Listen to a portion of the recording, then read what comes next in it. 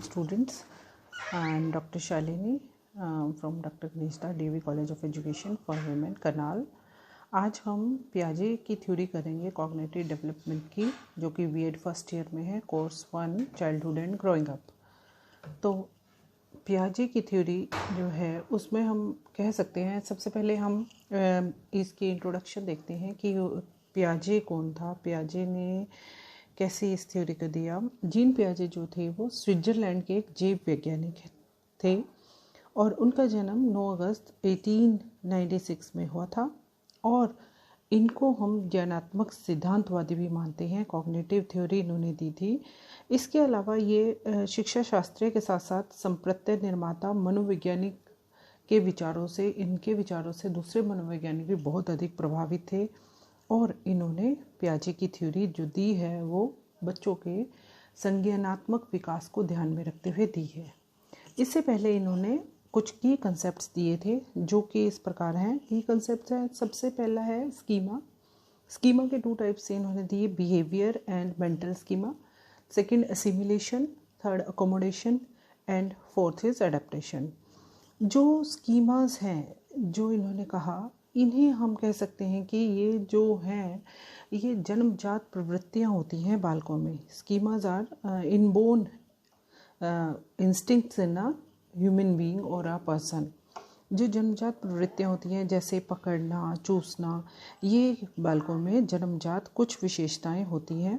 उससे पियाजे ने स्कीमास कहा, जो कि बिहेवियर यानी उनके व्यवहार से संबंधित है। व्यवहार से संबंधित स्कीमास जो हैं उनके व्यवहार को बताती हैं कि कोई भी जो बच्चा है वो शारीरिक गतिविधियां, बिहेवियर और उसके अकॉर्डिंग किस तरह से अपने आप को एक्ट करेगा। दूसरी है मेंटल स्कीमास, मानसिक प्रवृत्तियां या मानसिक रूपरेखा जो है वो प्रत्येक व्यक्ति के मानसिक रूपरेखा बिल्कुल अलग होती है, ठीक है। और जब व्यक्ति अपने शैक्षिक पहलू के साथ कार्य व्यवहार करता है तो यह संज्ञानात्मक योजना का प्रकार है। दूसरा हम कह देते हैं असिमिलेशन यानी समायोजन।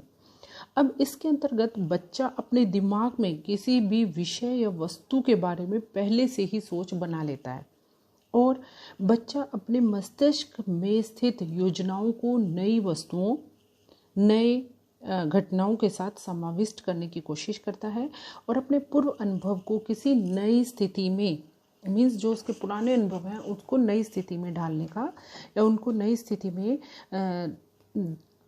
समस्याओं को जोड़ने की कोशिश करता है।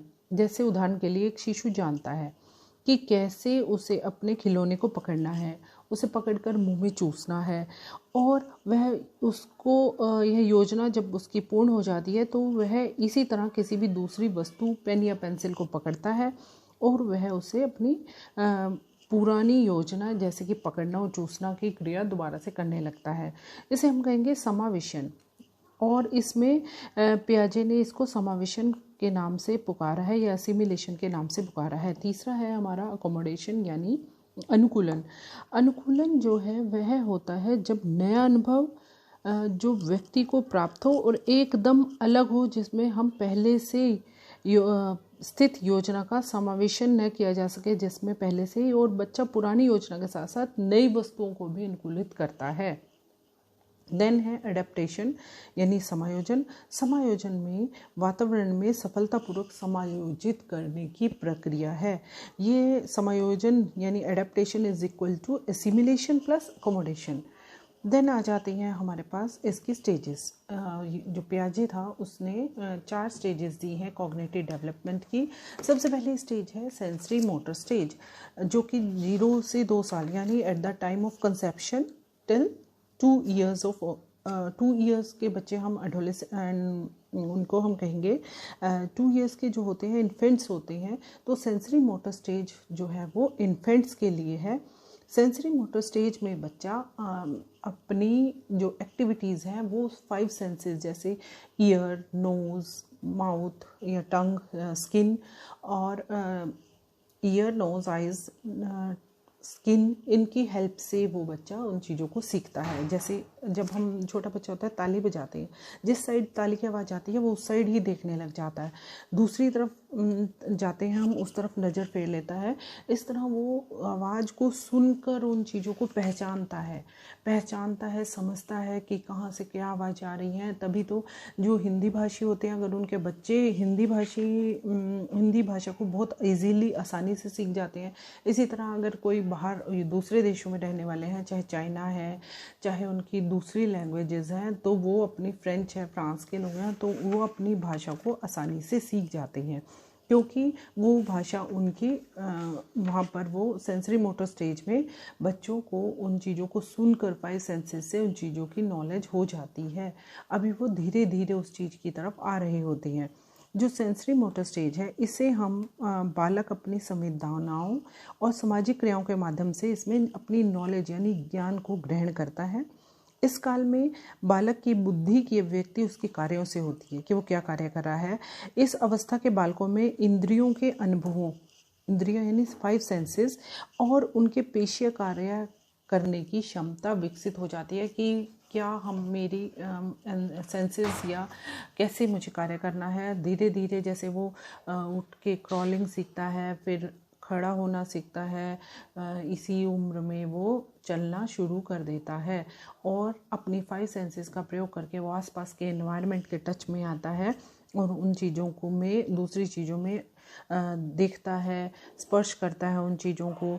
तो इसीलिए हम कहते हैं कि वो पहले स्पर्श करना, चूसना, चिल्लाना, हाथ पैर मारना पहले साल में क्रिया करता है और वर्ष के साल के अंत में वह सीख जाता है चीज़ों में समन्वय करना, कोऑर्डिनेशन सीख जाता है। इस अवस्था में बालकों को वस्तुओं के स्थायित्व का ज्ञान हो जाता है। तो अगर हम देखते हैं सेंसरी मोटर स्टेज की करैक्टरिस्टिक्स, तो सबसे पहली है the infant knows the world through their movement and sensation. जो बच्चा है, जो इन्फेंट है, इन्फेंट हम कहते हैं 0 to 2 ईयर्स के, वो संसार को जानता है अपनी मूवमेंट्स के द्वारा और अपनी सेंसेशंस के द्वारा। Second is children learn about the world through basic action such as sucking, grasping, looking, listening. देखकर, सुनकर, सक करके वो बेसिक एक्शन जो है वो दुनिया के उनको सीखता है। Then learn the thing continue to exist even though they can not be seen, कि जो चीज़ें हमें नहीं दिख रही हैं उनको भी वो जान जाता है। इसका एग्जांपल हम लेते हैं कि अगर एक बच्चा, एक मम्मी है, उसके पास एक मोबाइल फ़ोन है, लेकिन बच्चा बार बार जिद कर रहा है फ़ोन लेना है, बट उसकी माँ उसे नहीं देना चाहती कि बच्चा गिरा देगा, टूट जाएगा या उसकी आइज़ पे बैड इफ़ेक्ट होगा। तो मम्मी क्या करती है, वो खिलौना जो है या उस फ़ोन को पीछे छुपा करके कि लो वो तो चिड़िया ले गई। अब बच्चा क्या सोचता है कि सच में ही उसको चिड़िया ले गई। उसे ये नहीं पता होता कि मामा ने पीछे छुपाया है और उसको इस चीज़ का अंदाज़ा भी नहीं लगता और वो समझता है और चुपचाप शांति से बैठ जाता है। Then they are separate beings from people and objects around them. वो जो चीज़ें हैं वो लोगों को और ऑब्जेक्ट्स को उसको सेपरेट करती हैं, मीन्स उसको चीज़ों में भेदीकरण करना आ जाता है। जैसे 2 साल के बच्चों को ये पता चल जाता है दिस इज़ टेबल, मेज है, ये कॉपी है, ये पेन है या ये साबुन है, छोटी छोटी चीज़ों में भेद करना आ जाता है। Then they realise that their action can cause things to happen in the world around them, कि उनके काम जो करते हैं, जो वो बच्चा काम करता है, तो उनके एक्शन से उसको पता चल जाता है कि वर्ल्ड में जो भी काम हो रहे हैं, अगर हम कार्य करते हैं अपने हाथ से तभी वो हम कहते हैं कि वो तभी संभव हुए हैं कार्य जब हम उनको अपने काम हाथों से करते हैं। अब हम देखते हैं दूसरी स्टेज है प्री ऑपरेशनल स्टेज, जो कि 2 से 7 साल की है। अब प्री ऑपरेशनल स्टेज में क्या होता है कि इसमें 2 से 7 साल का बच्चा होता है और इसे पूर्व परिचालन की अवस्था भी कहा जाता है। इसमें बालक को घटनाओं, वस्तुओं के अर्थ का ज्ञान प्राप्त हो जाता है सेकंड स्टेज में, और जो है वो प्रतिमाओं के अंतःकरण उसके आरंभ हो जाते हैं, मीन्स वो सोचने लगता है। इस दौरान नई सूचनाएं अनुभव ग्रहण करता है और भाषा का विकास यानी लैंग्वेज डेवलपमेंट सबसे ज़्यादा 2 to 7 ईयर्स में ही होती है। और इसमें बालक सामाजिक व्यवहार को खेल मीन्स वो खेल खेलना शुरू कर देता है अपने फ्रेंड्स के साथ और अनुकरण के माध्यम से ग्रहण करता है।